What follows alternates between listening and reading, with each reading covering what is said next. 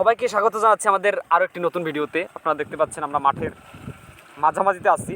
এই যে একটা ধান বপন করা, ধান রোপণ করা নয়, এই ধানটার ভিতরে ঘাস হয়েছে। এই ঘাসটা সার কীটনাশক দিয়ে কীভাবে দমন করা হবে সেই প্রক্রিয়া চলছে। এরপরে কিছু কামড় দিল। যাক, তো চলো আপনাদেরকে একটু ঘুরে দেখাই, তারপরে না কথা বলছি।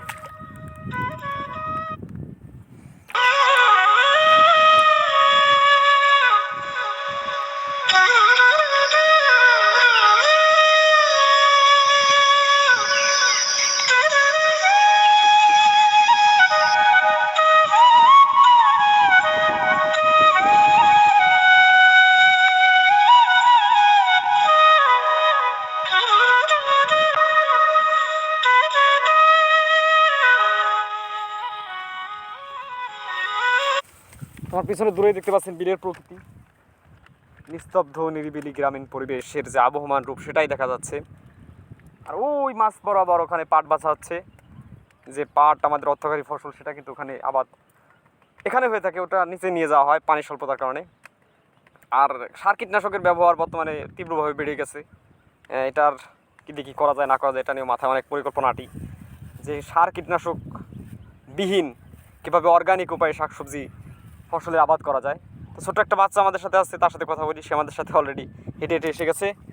আসসালামু আলাইকুম। সালাম তো দাও। ওয়ালাইকুম আসসালাম। আর ওয়ালাইকুম আসসালাম বলতে হবে। ওয়ালাইকুম আসসালাম।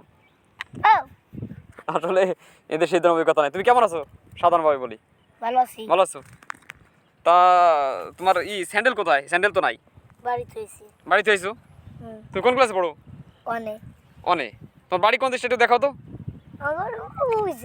ওই দেশটা, ঠিক। তা তুমি এরকম ছন্ন ছাড়া সালামের উত্তর দিতে পারো না? তুমি কি লেখাপড়া করো না? কোন ক্লাসে পড়ো তুমি? কি করিস? কি বলবো, আসলে একেবারে তৃণমূল পর্যায়ের মানুষেরা, ঠিক আছে, সেই দিক থেকে একটু আলাদা ধরনের প্রশ্ন উত্তরের ব্যাপার স্যাপার একটু হয়ে থাকে, আপনারা জানেন। যাই হোক, কিছু মনে করবে না, ছোটো বাচ্চা, সে তার দৃষ্টিভঙ্গি থেকে কথাগুলো বলেছে। তো চলুন আমরা আর একটু সৌন্দর্য দেখে আমাদের আজকে এপিসোড শেষ করি।